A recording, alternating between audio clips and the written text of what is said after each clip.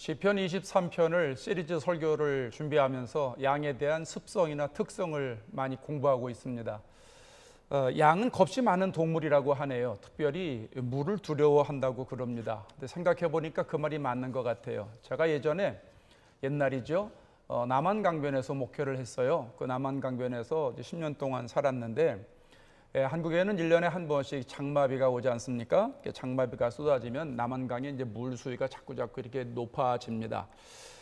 홍수 조절을 위해서 그 상류에 충주댐이 있는데 그 충주댐을 방류를 시작을 하면 시간이 지나가면 그게 저희 동네 쪽으로 다가오는데 그때 보면 강물이 그 빗물로 가득 차게 됩니다. 아주 꼭대기까지 찰랑찰랑할 정도로 정말 무섭게 많이 내려갑니다. 네, 그때 짐승들이 떠내려가는 경우가 가끔 있습니다. 소도 떠내려가고 또 돼지도 떠내려가고요. 개들도 떠내려가고 이제 여러 짐승들이 떠내려갑니다. 근데 신기한 거는 그 많은 동물들이 거의 다 떠내려가면서 수영을 합니다. 물론 이제 그 하류까지 어디까지 갈지는 모르겠지만 수영을 합니다. 근데 여러분, 양은 수영을 할까요? 못 할까요? 양이 떠내려가는 건 제가 못 봤지만 양은 수영을 하지 못합니다. 왜냐하면 양이 물에 빠지면 거의 죽는데요. 생각해 보니까 다른 동물보다도 빨리 죽는 이유가 있는 것 같아요. 양이 물에 빠지면 옷이 젖잖아요. 털이 젖잖아요. 그러면 이제 무게가 있으니까 그러니까 물에 더 쉽게 가라앉지 않는 게 아닌가 이런 생각을 합니다. 그러니까 양은 보호 본능 차원에서 아마 물을 두려워하는 것이 아닌가 하는 생각을 하게 됩니다. 오늘 본문에는 목자가 양을 인도하는데 쉴만한 물가로 인도한다고 말을 합니다. 그러니까 양은 물을 두려워하는데 목자가 양들을 냇가로 데려간다는 것입니다. 그 이유가 뭘까요? 왜 그럴까요? 하는 걸 생각해 보도록 하겠습니다. 첫째로 목자는 양의 갈증을 해결해 주려고 인도한다는 것입니다. 갈증을 해결해 주기 위해서 시냇가로 물가로 인도한다는 것이죠. 인간의 몸의 70%, 80%가 물이라고 하지 않습니까? 양도 대략 70%의 물로 이루어졌다고 말합니다. 우리가 참 양하고 같은 부분이 참 많아요. 예수님께서 양의 비유를 하신 이유가 있는 것 같아요. 양에게 70%의 물이라고 하는 것은 양에게 절대적으로 물이 필요하다는 것을 말하는 것이죠. 그러니까 양에게는 물이 절대적이니까 목자가 그것을 하니까 양들을 이제 쉴만한 물가로 인도하는 것이다 생각을 합니다. 우리가 잘 아는 것처럼 우리 인체에는 물이 하는 역할이 다양하지 않습니까? 물이 참 신비한 것 같아요. 물을 통해서 모든 영양분을 곳곳으로 다 운반해 주지 않습니까? 체온을 유지해 주기도 하고 피부에 수분을 공급해 주기도 하고 또 음식을 소화할 수 있도록 도와주기도 하고 우리가 보통 신진대사를 촉진한다 이런 말을 쓰지 않습니까? 그러니까 물은 우리 몸속에서 다니는 화물차와 같은 역할을 합니다. 그런데 반대로 우리의 몸에서 물이 부족하게 되면 어떻게 됩니까? 신진대사가 원활하지 못하게 되죠. 체내에 독소가 쌓이게 되고 우리가 피로를 갖게 되고 전문가들의 말을 들어보면 1, 2%만 모자라도 갈증을 느낀다고 하잖아요. 5%만 물이 부족하면 혼수 상태에 빠지고 10% 부족하면 심근경색이나 심장마비가 걸릴 가능성이 많다고 하지 않습니까? 20% 정도 물이 부족하면 생명을 잃는 그런 생명의 위험을 느낄 수 있다고 말합니다. 양도 말이죠. 물이 부족하면 목마름의 현상을 갖게 됩니다. 그래서 양이 침착하지 못하게 되고 목마르니까 이제 갈증이 일어나니까 막 이제 방황하게 되는 겁니다. 그래서 여기저기 막 헤매고 다니게 되는 것이죠. 때로는 물타리를 넘어서 자기가 물을 직접 찾아다니는 일도 생긴다고 합니다. 목자가 이런 양의 습성을 잘 알기 때문에 물가로 인도하는 것입니다. 목자는 양들을 키울 때 푸른 초장으로 데려가서 풀을 마음껏 뜯기는 것으로 끝나서도 안 되고 또 물가로 데려가서 물만 마시는 것으로 끝나서도 안 됩니다. 한쪽으로 치우치면 절대 안 됩니다. 두 개를 같이 묶어서 가야 됩니다. 그래서 푸른 풀밭으로 인도해서 꼴을 마음껏 뜯기게 한 다음에는 물가로 데려가서 물을 마시게 해야 됩니다. 그래서 성경에 푸른 풀밭과 또 쉴만한 물가가 짝을 이루어서 이렇게 같이 가고 하는 것입니다. 여러분, 양이 물의 갈증을 느끼듯이 인간도 영적인 갈증을 느낀다고 하는 것 아시죠? 하나님 인간을 창조하실 때 하나님과 통할 수 있는 영혼을 우리들에게 넣어주셨습니다. 그래서 우리 인간은 영혼이 채워지지 않으면 영적인 갈증을 느끼게 된다는 것입니다. 그걸 다윗이 우리들에게 알려주고 있는데 시편 42편 1절에 가면 다윗이 이런 고백을 합니다. 한번 읽어볼까요? 하나님이여 사슴이 시냇물을 찾기에 갈급함같이 내 영혼이 주를 찾기에 갈급하나이다. 사슴이 목말라서 막 갈급해하는 그런 심정을 가지고 내 영혼이 갈급하니까 주님을 찾는다, 이런 고백이지요. 한 절 더 볼까요? 시편의 130편 6절 한번 볼까요? 자, 한번 읽어봅시다. 파수꾼이 아침을 기다림보다 내 영혼이 주를 더 기다리나니 참으로 파수꾼이 아침을 기다림보다 더하도다. 아멘. 군대 갔다 오신 분들은 아실 겁니다. 밤새도록 보초를 서는 그 파수꾼, 얼마나 아침이 오기를 기다릴까요? 아침에 와야 교대도 하고 자기가 쉬고 하고 하지 않습니까? 네, 그 파수꾼보다 내 영혼이 주님을 더 기다린다는 거예요. 그만큼 내가 지금 영적인 갈증을 느끼고 있다, 이것을 말하고 있는 것이죠. 우리 인간에게는 주님을 찾는 갈급함이 있다는 거예요. 그래서 내 영혼이 갈급할 때마다 우리는 주님을 향해서 찾고자 하는 그런 마음이 있다는 거예요. 근데 이 목마른 영혼의 갈증은, 이것이 해결되는 방법은 영혼의 물을 제공해 주시는, 우리의 영혼의 갈증을 해결해 주시는 분에게 나와야 그것이 해결된다고 하는 것입니다. 여러분, 그분이 누굴까요? 예수님입니다. 요한복음 7장 37절에서 예수님이 이렇게 말씀을 하십니다. 한번 보겠습니다. 자, 다 같이 시작. 누구든지 목마르거든 내게로 와서 마시라. 아멘. 내게로 와서 마시라. 마시라라고 하는 원어의 뜻은 뭐냐면 받아들여라, 그런 말입니다. 예수님께서 우리들에게 성령을 주시는데 우리가 물을 그냥 마시는 것처럼 성령을 그냥 마시라는 거예요. 물처럼 마시라는 거예요. 우리가 물을 이렇게 마시면 물이 우리의 육체 속으로 들어가지 않습니까? 모든 혈관 속으로, 세포 속으로 스며들어가기 시작을 합니다. 그래서 거기서 에너지가 됩니다. 그래서 우리가 힘을 얻습니다. 그래서 우리가 시원한 물을 한 잔 들이마시면 아유 시원하다, 아유 내 힘이 난다, 막 이런 말을 하지 않습니까? 우리가 예수님이 주시는 성령을 받아들이면, 또 예수님이 주시는 성령이 있다는 것을 우리가 그대로 믿으면, 그것을 내가 그대로 소유하면, 내가 받아들이면 내 안에서 영적인 갈증이 해결되는 것입니다. 성령은 우리와 함께 하시는 영이잖아요. 우리가 보혜사 성령 이렇게 말하는데, 그 성령이 우리 안에 오시는 걸 우리는 내주하시는 성령님 이렇게 말합니다. 우리가 성령을 인격적으로 받아들이면 내 안에 성령께서 오셔서 나를 진리 가운데 늘 인도하시는 거예요.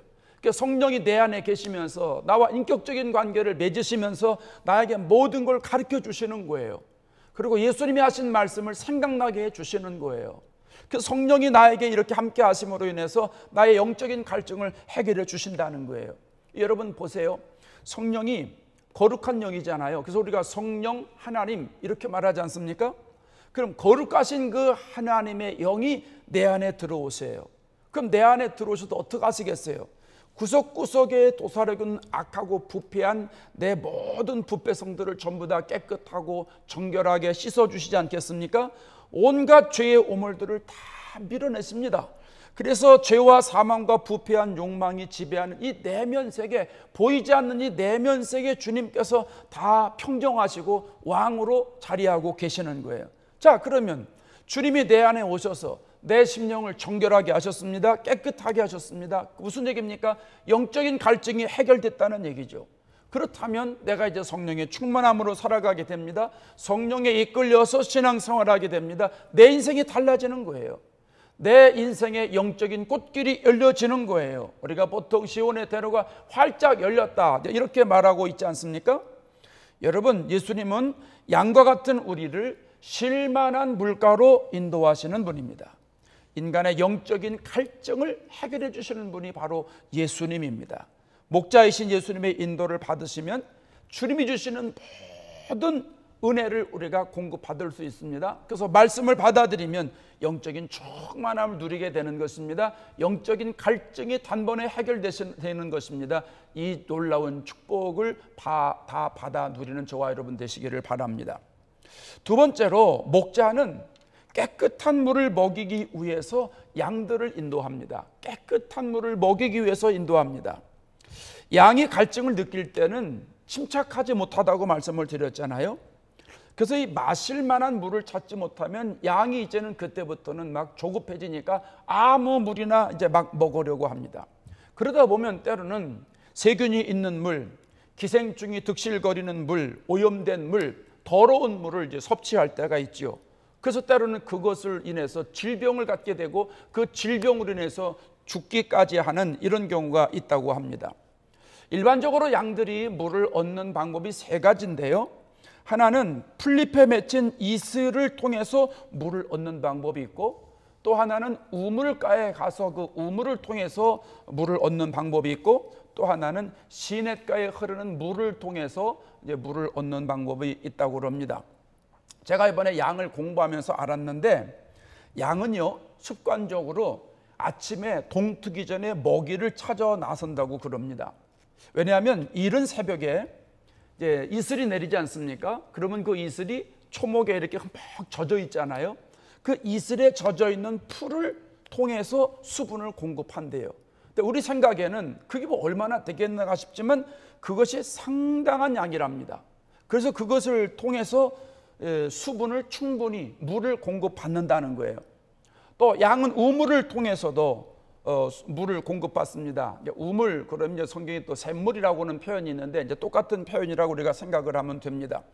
인위적으로 판 우물이 있고요, 자연적으로 생긴 동굴과 같은 우물이 있어요. 그 창세기도 보면 목자들이 우물 때문에 이제 싸우기도 하고, 또 우물을 뺏기도 하고, 또 우물을 다 흙을 집어넣어서 다 망가뜨리기도 하고 그러죠. 또 우물에서 양떼들을 이제 물을 먹이는 모습을 우리가 볼 수 있습니다. 리브가도 이제 그걸 많이 했고요. 또 야곱도 마찬가지로 그걸 했죠.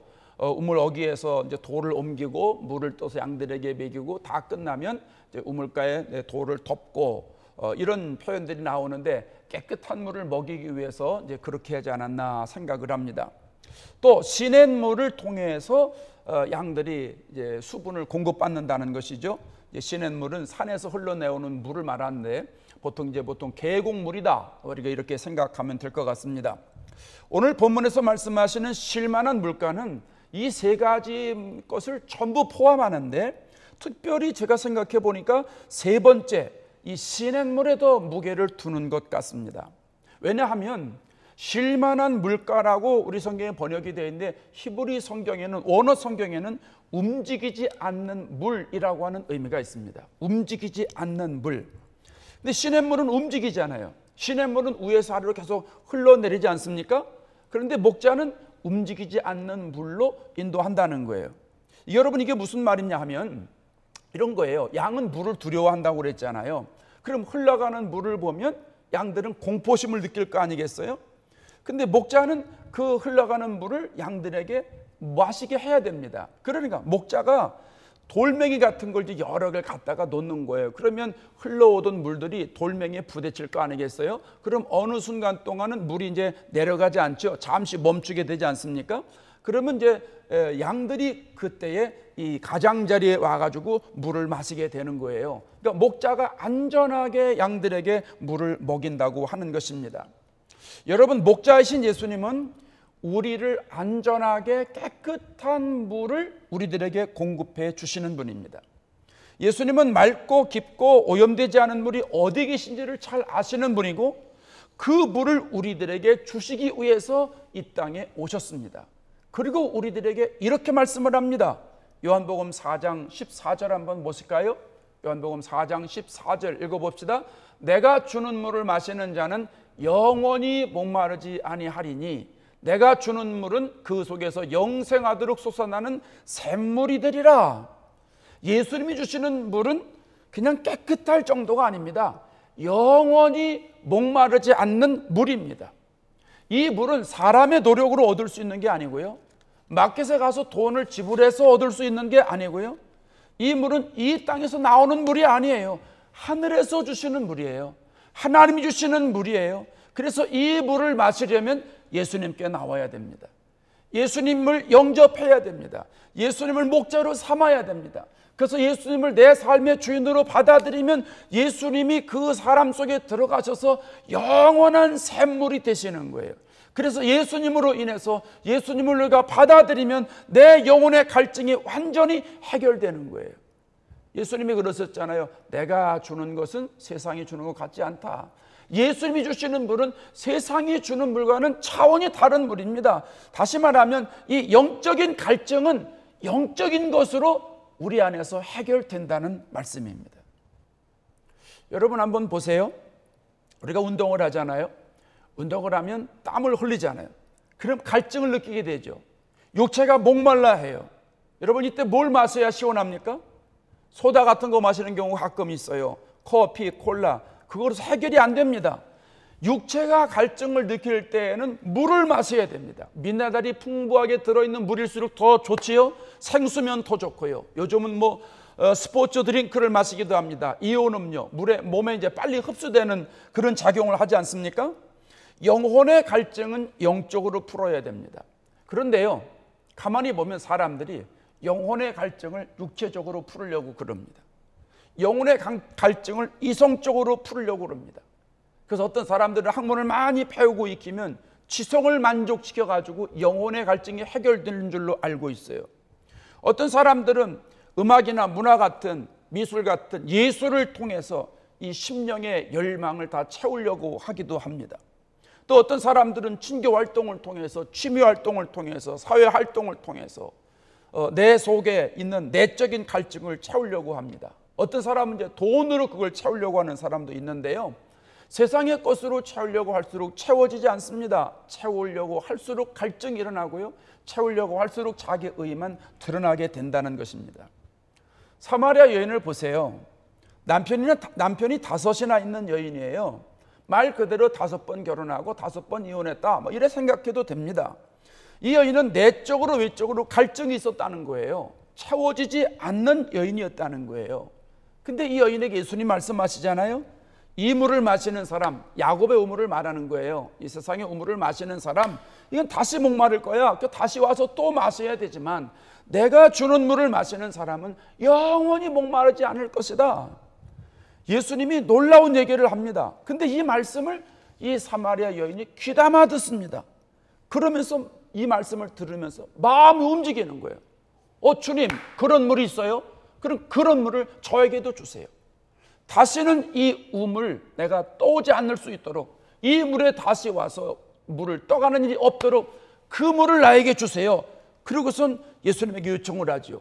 그리고 예수님과 이런저런 대화를 나누지 않습니까? 요한복음에 가면 예배에 대한 대화를 쭉 나누는데 그 여인이 예수님과 말씀을 나누다가 그 샘물을 마신 거예요. 그 예수님이 주시는 생수를 마음껏 마신 거예요. 그리고 물동이를 버려두고 다시 동네로 들어갑니다. 여러분, 이 여인은 물을 들어온 여인이거든요. 물동이를 가지고 물을 채워서 가야 되는데 예수님이 주시는 생수를 마시고 그가 물동이를 버려두고 동네로 들어갑니다. 영적인 갈증이 해소됐다는 것입니다. 여러분, 우리가 영적인 갈증이 어떻게 해소됩니까? 예수님 말씀을 다시 한번 들어보십시오. 마태복음 11장 28절에 뭐라고 그럽니까? 우리 잘 아는 말씀이죠. 다 같이 읽어보십시다. 수고하고 무거운 짐진 자들아 다 내게로 오라. 예수님은 오늘도 우리들에게 깨끗한 물가로 인도하시기 위해서 초청하십니다.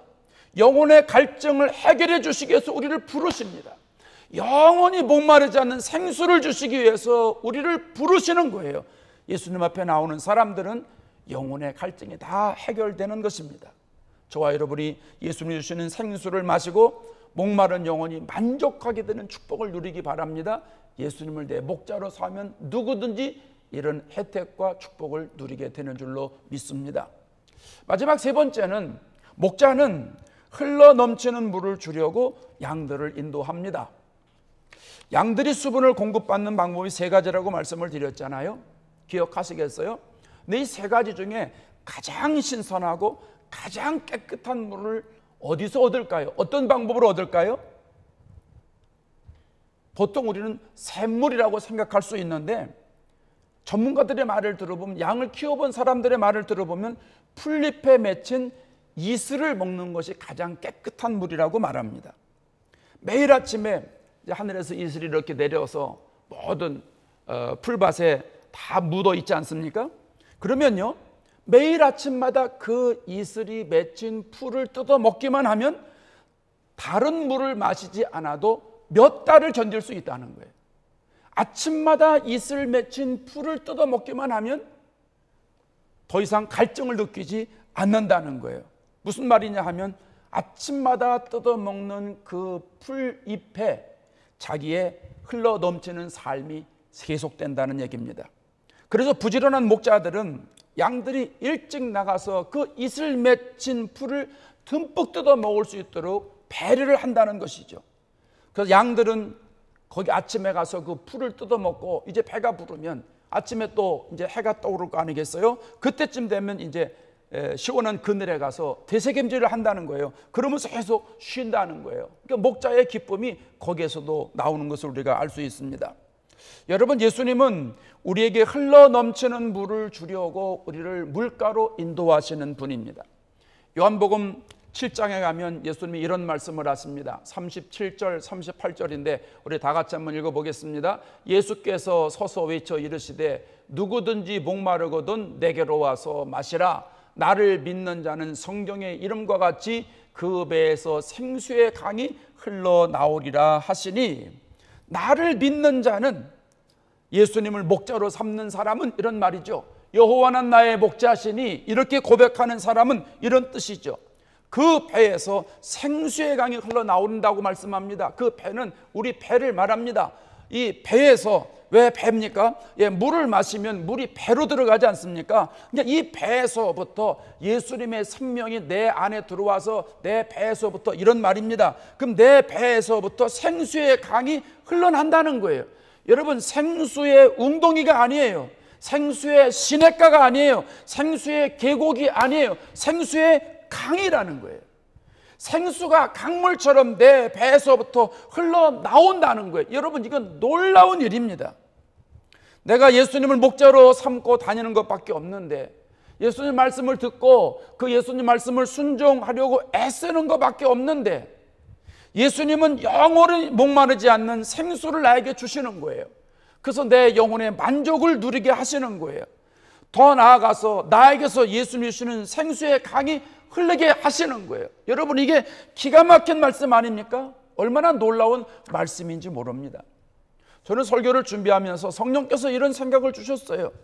우리 교회 나오는 모든 성도들이 이 축복을 다 받아 누렸으면 좋겠다, 이런 생각입니다. 여러분, 우리 교회가 생수의 강 교회가 아닙니까? 이름만 생수의 강 교회가 아니고 생수의 강이 흘러 넘치는 교회가 아니겠습니까? 우리 성도들에게서 예수님이 주시는 생수의 강이 흘러나오는 거예요. 우리 성도들의 영적인 갈증이 해결되는 것뿐만 아니라 우리 성도들의 배에서 생수의 강이 흘러나와서 많은 이들에게 생수의 강을 흘려보내는 것이죠. 축복의 통로가 되는 것이에요. 왕같은 제사장의 역할을 감당하는 것이에요. 아브라함처럼 복의 근원이 되는 거예요. 여러분, 이거 어마어마한 엄청난 얘기가 아닙니까? 이스라엘이 바벨론 포로 시절에 하나님의 에스겔 선지자에게 환상을 보여주시잖아요. 성전에서 물이 흘러내리는데요, 처음에는 미세한 것 같아요. 그래서 발목에 오르게 돼요. 근데 조금 더 있다 보니까 무릎까지 차게 되는 거예요. 조금 더 있다 보니까 허리까지 그게 물이 차게 되는 거예요. 그 다음에는 사람이 걸어서 다닐 수가 없어요. 이제 수영을 할 수밖에 없는 그런 상황이 되고, 나중에 사람이 건너지 못하는 큰 강을 이룬다. 이것이 하나님이 보여주신 환상입니다. 그런데요, 그 물이 강을 이루어서 바다로 흘러가는 것으로 끝나는 게 아니에요. 보통의 강에 흐르는 물들은 바다로 그냥 흘러가지 않습니까? 그런데 에스겔에게 보여주셨던 이 환상은 놀라운 역사가 일어나는데, 에스겔 47장 9절 한번 보시겠어요? 9절 한번 읽어봅시다. 이 강물이 이르는 곳마다 번성하는 모든 생물이 살고 또 고기가 심이 많으리니 이 물이 흘러 들어가므로 바닷물이 되살아나겠고 이 강이 이르는 각 터의 모든 것이 살 것이며, 모든 생물이 산다는 거예요. 이 생수의 강이 흘러가는 곳에 모든 생물이 살아요. 그래서 고기가 많아지는 거예요. 바닷물이 살아나는 거예요.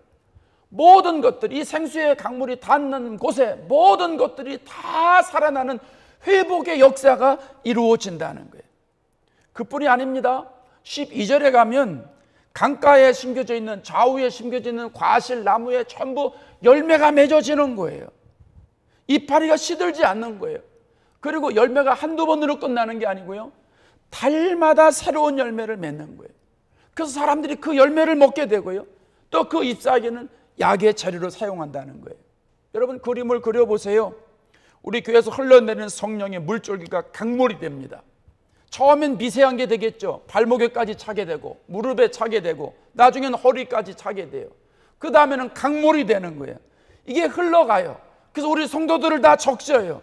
이것이 세상으로 흘러가는 거예요.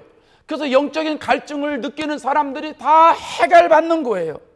뿐만 아니라 가정이 살아나는 거예요. 직장이 살아나고 사회가 살아나고 세상이 살아나고 우리 LA 지역에 범죄가 줄어들고 말 그대로 천사의 도시가 되는 거예요. 영혼이 살아나는 거예요. 날마다 달마다 새로운 영혼 구원의 열매가 이루어지는 거예요. 정치를 잘해서요? 아니요. 경제적인 풍요 때문에요? 아니요. 선진 문화생활 덕분에? 아니요. 예수님이 주시는 생수 때문입니다.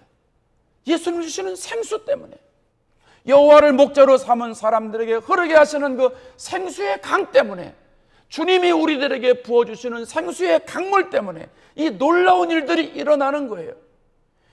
우리가 상상을 초월하는 은혜지 않습니까? 우리가 생각하지도 못했던, 꿈꾸지도 못했던 이런 놀라운 복과 은혜가 여호와를 목자로 삼는 사람들에게 주신다고 하는 거예요. 그 목자이신 주님께서 우리를 냇가로 인도하셔서 생수의 강물을 우리들에게 부어주신다는 거예요. 이 얼마나 놀라운 축복입니까? 오늘 예배드리는 저와 여러분 모두에게 이런 은혜가 있기를 바랍니다. 그런 찬양이 있지 않습니까? 누구든지 목마르거든 내게로 와서 마셔라. 누구든지 목마르거든 내게로 와서 마셔라. 주를 믿는 자는 성경의 이름과 같이 그 배에서 생수의 강이 흘러나리라. 그 배에서 생수의 강이 흘러나리라. 그 배에서 생수의 강이 흘러나리라. 사랑하는 여러분, 여러분은 양이라고 인정을 하세요? 여호와는 나의 목자시니 정말 이렇게 진정으로 고백하세요? 혹시 세상은 내 목자시니, 돈은 내 목자시니, 자식이 내 목자시니 이렇게 생각하진 않습니까? 여호와가 나의 목자라고 수긍하시고 인정하시고 받아들이시고 고백하시는 은혜가 있기를 바랍니다. 하나님이 내 목자가 되시면, 예수님이 내 목자가 되시면 나를 쉴만한 물가로 인도하십니다. 내 영적인 갈증을 다 해결해 주십니다. 맑고 깨끗하고 청결하고 거룩한 생수, 목마르지 않는 생수를 우리들에게 허락해 주십니다. 여러분을 통해서 생수의 강이 세상으로 계속 흘러나가게 되는 이 축복의 통로가 된다는 것입니다. 저와 여러분을 통해서, 우리 교회를 통해서 세상이 회복되고 세상이 살게 된다는 것입니다. 이 놀라운 축복을 우리가 누리게 될 거 아니겠습니까? 이제부터 기도할 것인데요, 하나님, 나를 쉴만한 물가로 인도해 주셔서 감사합니다. 교회 와서 예배 드릴 때마다 영원히 목마르지 않는 생수를 저에게 공급해 주셔서 감사합니다. 내 영혼이 회복되게 하시고 내 건강이 예전보다 더 강건해지게 해주시고 또 정신이 건강하게 해주시고 육체가 치료되고 회복되는 은혜가 있게 해주시옵소서. 우리 교회에 생수의 강이 흐르게 하셔서 우리 교회를 통해서 이 지역사회가 살게 하시고 이 나라가 살게 해 주시옵소서. 간절하게 기도하는 이 시간 되기를 바랍니다. 우리 통성으로 기도하겠습니다. 하나님 아버지 감사합니다. 저희들에게 생수의 강의 축복을 허락해 주시니 감사합니다. 하나님을 목자로 삼은 것뿐인데 예수님이 내 목자가 되셔서 나를 쉴만한 물가로 인도하시니 정말 감사합니다.